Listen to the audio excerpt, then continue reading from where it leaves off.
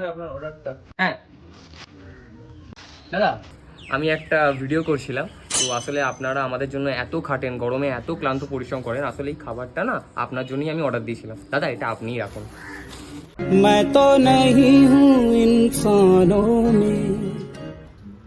খাবারটা যখন দেওয়ার ছিল আগেই তো বলতে পারতেন। বেকার বেকার এতটা রাস্তা এলাম, ফোনে বললো না, টাইমটা নষ্ট হয়ে গেল।